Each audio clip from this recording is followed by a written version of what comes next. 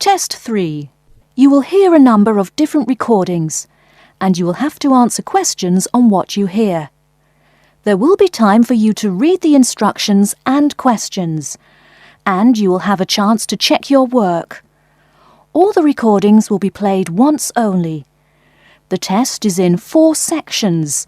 At the end of the test, you will be given 10 minutes to transfer your answers to an answer sheet. Now turn to Section 1. Section 1. You will hear a conversation between a customer service representative and a customer who demands a full refund. First, you have some time to look at questions 1 to 4.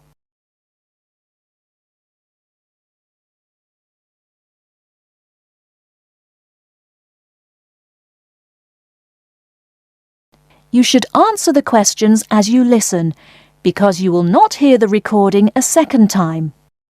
Listen carefully and answer questions 1 to 4. Hello and welcome to Under Pressure Enterprises Customer Service Department. This is Kelly. How may I help you? Yes, I'm calling about one of your rice cookers I just purchased. What seems to be the problem, sir? Seems? There's no seeming about it. The blasted thing shoots hot steam all over the place, that's what. It nearly scalded my hand when I went to open it. Why, it could have killed the cat or something. It could have exploded and killed my wife and me.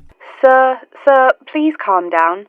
As long as the steam escapes the cooker, it won't explode. So you're telling me there's no problem? Are you calling me a liar? Sir, no one is calling you a liar. Yes, so I demand a full refund.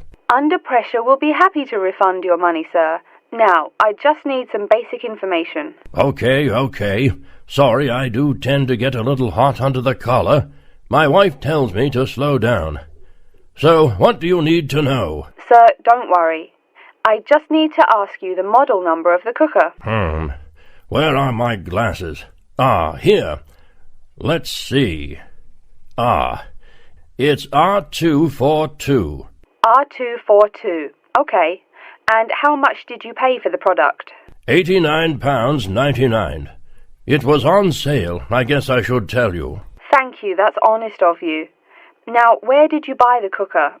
Which store and which branch? At that big Electric Life appliance store downtown. The city centre branch? That's the one. And you say the problem is that the steam escapes? Yes, it does. No problem, sir. If there's steam escaping, clearly the cooker is broken or defective. So we have an R242 cooker with an escaping steam problem. It was bought from Electric Life City Centre branch for $89.99. Is that correct? Yes, that is correct. Oh, I nearly forgot. When did you buy the cooker? Just as soon as my wife got the crazy idea she'll live longer if she stops eating good English food, roast beef and mash. No, all she says she wants is rice and vegetables and sauces you'd not soak your feet in. Before you hear the rest of the conversation, you have some time to look at questions 5 to 10.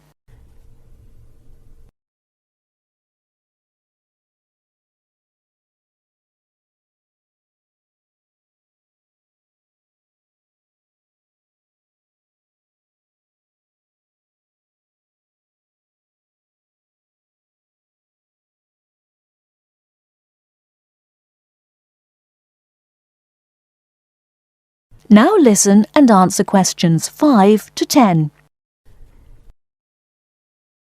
Sir, when did you buy it? Oh, there I go again. Let's see. We bought it just 6 months ago. We hardly use it either. But 6 months? Is that too long? I mean, for the warranty? Very well. That's well within the warranty period. Now, what's your name and address? Name and address? What for? Sir, it is company policy. If you want your money, you must inform me. Money, you say? Oh, my name is Herbert Hewitt, and my address is 84 Park Road. Is that here in Coventry? Yes, the postal code is B0241DJ. But I don't think sending things in the mail is very secure or very efficient. I mean... Don't worry, Mr. Hewitt, don't worry. We can credit the money to your credit card. You do have one, don't you? Yes, that's how we paid for the cooker. Oh, yes. We still have the number on the computer. I only need to ask your card's expiry date. I'm afraid I never give that sort of information out. I mean, once you have that, anyone could go charging things and... Sir, I said your expiry date, not your card's password. Oh, yes. Foolish me. Of course, you didn't say password. Let's see.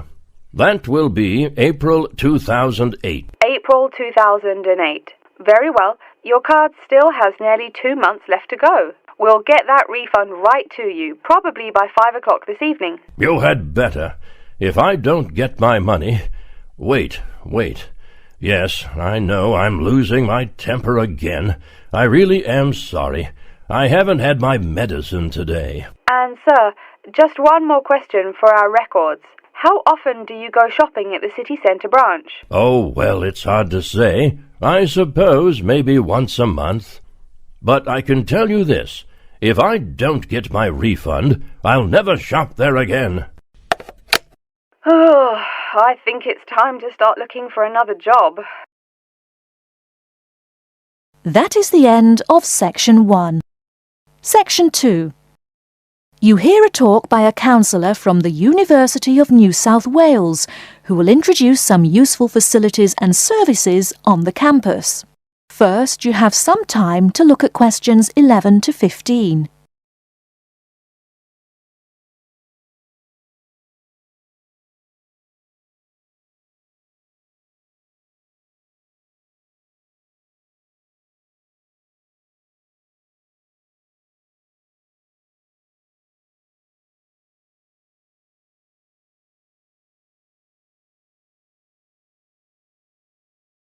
Now, listen carefully and answer questions 11 to 15. Hello everyone, and welcome to the University of New South Wales. The first thing I'd like to do at today's orientation session is get you all oriented. That means tell you the location of some useful facilities and services. So, first of all, take out the maps we gave you all as you came in the door. The map is the big yellow sheet of paper. As you can see on the map, north is at the top, south at the bottom, etc. Which way is north? Well, look through that window on my left, your right. See the rising sun? That would have to be east. So north must be directly behind me. Now, we're at the campus main gate. The recreational facilities are on my right hand, and its opposite is the student centre. No questions? Good. Pretty easy, right? Okay, did everyone eat breakfast at the student food service this morning? Was the food good? Yes, I am joking. I've eaten there too. So, after a meal like that, you must be eager to go to a doctor, right? Well, I have good news for you. The Student Health Centre is located about half a kilometre straight north of here. Look on your maps. You see the street on the east side of this building? Ned Kelly Avenue? Just follow that about 500 metres and the health centre will be on your left at the 3rd cross street. Now, I know you all just got here, so you must be wondering how to tell your folks you've arrived safely, how much you miss the dog, and how you already need more money. If you don't have an iPhone, you probably are wondering where to find a computer. Well, I have good news. If you go straight out of its door and walk down the garden street, you'll see the internet unit on your left side, just next to the gym.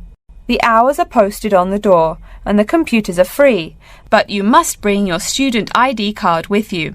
Like I tell everyone, if you need help with anything, you can probably find right here in the student centre. Do you see the 4 buildings there between the student centre and the library? Those are the dormitories. The men's dorms are the 2 on the south, the women's the 2 on the north. Okay, I'm sorry to have to tell you, but the university has been doing a lot of repairs and remodelling and it's not all done yet. So there may be some small problems with your dorm rooms. Maybe the window doesn't open. Maybe an air conditioner is missing or does not work. If there are any problems, you can go to the complaint office, which is right beside the teaching building between the Parker Street and the Crammer Street. Just tell them your problem and they should have it fixed by the time you graduate in 4 years. I'm joking, but please be patient. There are a lot of little things they need to take care of. Tired of the school food? No? Give it a week. Or maybe you just need a place to get coffee in the wee hours of the night during one of those marathon study sessions. Either way, you definitely have to check out the little cafe just past the women's dormitories. They've got free Wi-Fi, so a lot of students saddle up with coffee and a bagel for hours on end to get work done. Before you hear the rest of the talk, you have some time to look at questions 16 to 20.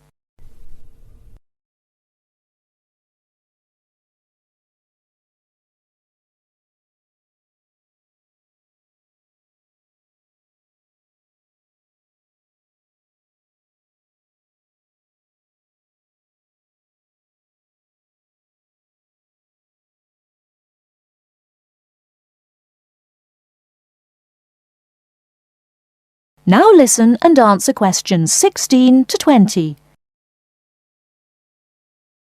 As for the dorm rooms, I have some bad news and some good news. The bad news is the rooms are small and you'll probably be sharing space with at least 3 other students. The good news is that each room has its own bathroom. What's good about sharing a bathroom with 3 strangers? Good question. Okay, call it bad news and worse news. Hey, maybe try this for good news. Each dorm has a kitchen. If you want to make snacks or meals, you can do it there. You can buy food containers at any campus convenience store so you can store your food in the kitchen. But a word of warning, you should definitely write your name on your food containers. Sad to say, there are food thieves among your fellow students. Speaking of thieves, a word about security. I mean, this is Australia, and we do get drunken bush rangers wandering onto campus. Each of you will be given a key for your dorm room. Don't lose it. You have to pay for any replacement and fill out a bunch of papers too. Red tape, huh? Your key does not work for the front door of your dorm, however. To the right of each door, there's a keypad with numbers. When you move in, they will tell you the code you use to enter the door. Please do not tell the code to people who do not live in the dorm. Let's see. Have I forgotten anything? Oh yes, most of you are not rich, correct? So when your clothes get dirty, you can't just throw them away and buy new ones. That means you have to learn to do laundry. Or, men, that means you have to hurry up and get married. If you decide to wash those clothes and not get married, there are laundries in each dorm. Where? Oh, I almost forgot to tell you. The laundry for each dorm is in the basement. Some real good news this time if you're a student, it is free. You do have to buy your own soap, however. The laundry closes, by the by, at 11:30. And now that I've mentioned 11:30, please remember, the dorm doors are locked at 11:30 p.m. Your code will not work. If you want to get in, you'll have to call the night watchman. Don't worry, you can get that number at the dorm office. Yes, the dorm office and the complaint office are the same office. All right then. Before we continue, are there any questions? That is the end of Section 2. Section 3. You will hear 2 students called Betty and Bruce talking to Professor Dundee about their own presentation. First, you have some time to look at questions 21 to 24.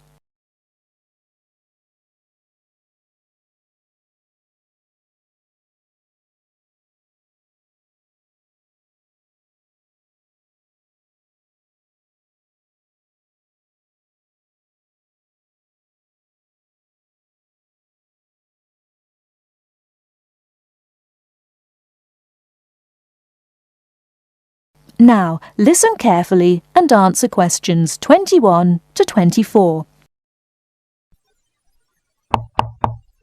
Come in. Professor Dundee, we're ready to make our presentation. Oh, yes. I did say 1 o'clock, didn't I? Please, sit down. So, who goes first? Bruce? Or you, Betty? I guess I could. Bruce is always a little shy. Not after he's had a lager for lunch, eh, Bruce? Ha ha! No, Betty really should go first. OK, well, I'm reporting on the effects of different marketing strategies on the cheese and oil markets. Different strategies obviously affect the sales volume differently. I looked at the sales in 2 countries, New Zealand and Colombia. And what did you find? Pray tell. Well, in New Zealand, the sales of both oil and cheese have declined pretty steadily, and in fact the sales have decreased more quickly than the population. On the other hand, in Colombia, the volume of sales for both products has remained the same. Wait, so you said sales in New Zealand have been going down? Correct. Suppliers have introduced 2 new upscale brands of each product, which are a bit expensive but very tasty. The big ad agencies are trying out a new series of ads that shift the focus from health to great taste. They think that will get sales moving up in New Zealand, where the population is less affluent and generally less health conscious. Brilliant. Thank you. And Bruce? Yeah. My report is about chocolate sales in Italy and Germany. The 2 countries' marketers have found out that you have to market chocolate differently in each country. For example, in Italy, Kostig, the most expensive brand, pays shop owners to put the candy just about knee-high for an adult. I don't see. For little kids, that's about eye level. That bright red candy is the first one they see, so they buy it. Even better, they start telling their moms to buy it too. So, you mean... Well, I mean, in Italy, if you locate your product at the right location of shelves, sales do great. They say it doesn't matter much what brand of chocolate you're selling. As for Germany, das Land der Schokolade. Huh? That's German. It means the land of chocolate. Germans love the stuff, so people make a joke and call Germany that. Oh, right. So, you were saying? Well, like you pointed out, Germans love chocolate, but they're thrifty. For a long time, the biggest selling brand was Schmutzig, mostly because it was the second cheapest, but didn't taste too bad. Before you hear the rest of the talk, you have some time to look at questions 25 to 30.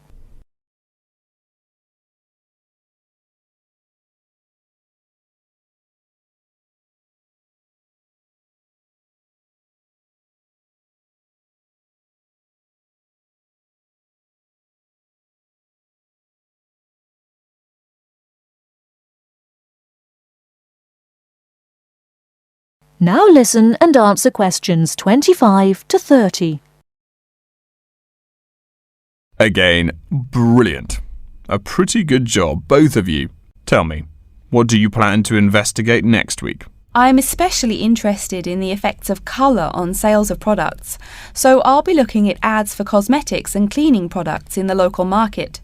You know, like the distinct orange colour of Mr. Muscle, lavatory cleaning products. And you, Bruce? I'm focusing on the effects of different containers on sales of cookies, so I'm going to look into packaging for cookies and how the materials they use will affect the image, and in turn, sales. You know, most containers are paper, but some expensive cookies come in metal boxes. The shiny metal boxes catch people's attention, and the image remains in the memory longer. Well, it sounds like you two are all set. But as always in this course, I urge you both to pay much more attention to the advertisement extensions. That's often the key. All right? Any questions for me before you go? No, I think I'm all set. Thanks. Me too. Thanks, Professor Dundee. See you later. That is the end of Section 3. Section 4. You will hear an introduction of the exhibition named 2 Centuries of the Bike. First, you have some time to look at questions 31 to 40.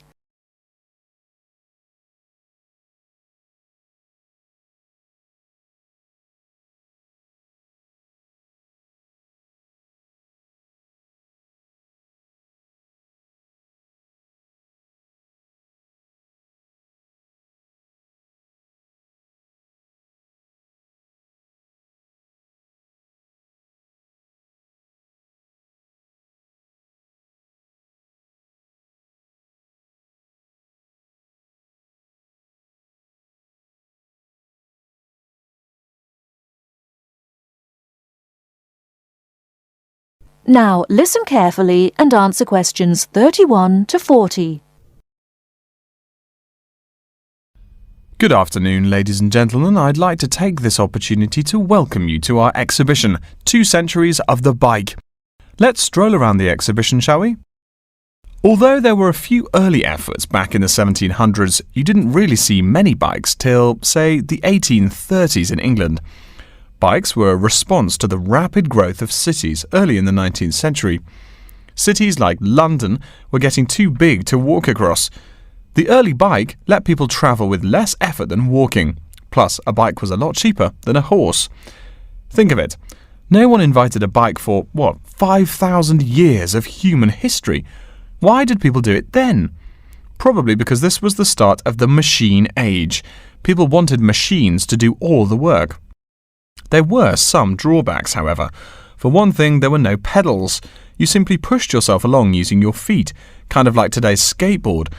That meant you went fairly slow, and uphill you actually worked harder, pushing that two-wheeler.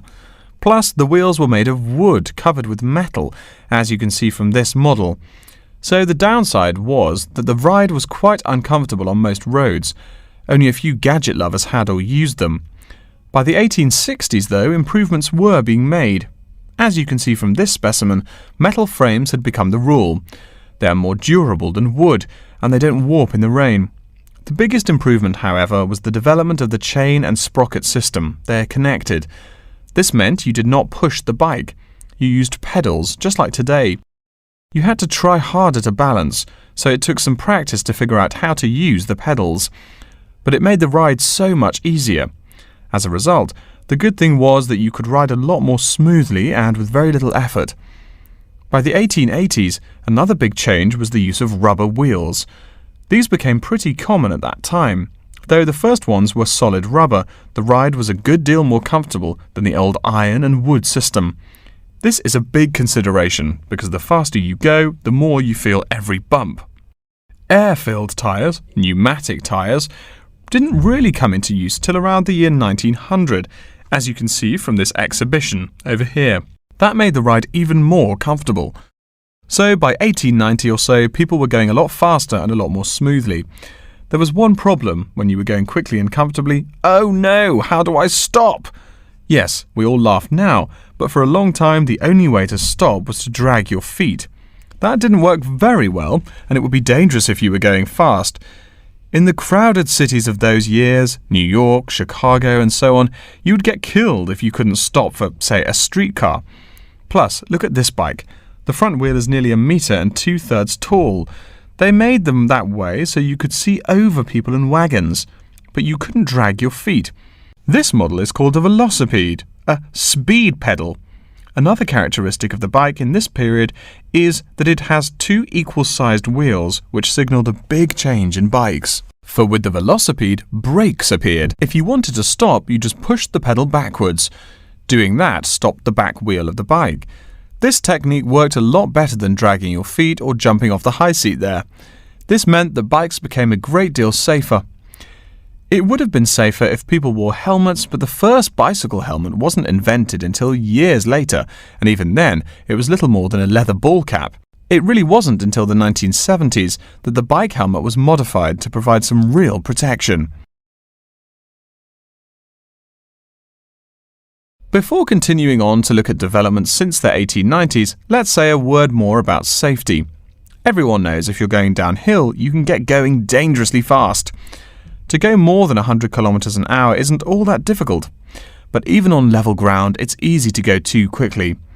On a city street, today's bicycles can be ridden at a speed of over 40 miles an hour over a short distance.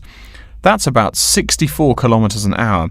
Remember, you're on a bike, not in a car. There's nothing to protect you. People are killed in single bicycle accidents every day, just from hitting the road. A good rule to remember is, if you're going faster than the cars, slow down. And please wear a helmet. Nearly 1/4 of the epilepsy cases come from head injuries in accidents on bikes and motorcycles. I don't mean to scare you, but safety is everyone's business. What? Now that's a good question. Why are today's bikes so much faster? Well, it's not just that today's athletes are faster. The answer is partly mechanical. If you look closely here at the back wheel, you'll see a number of gears. Changing gears is what makes those fast speeds possible. You can shift gears depending on the terrain and how hard you wish to pedal. So you can put it on a higher gear for downhill and a lower gear for uphill travel to make it easier to climb that slope.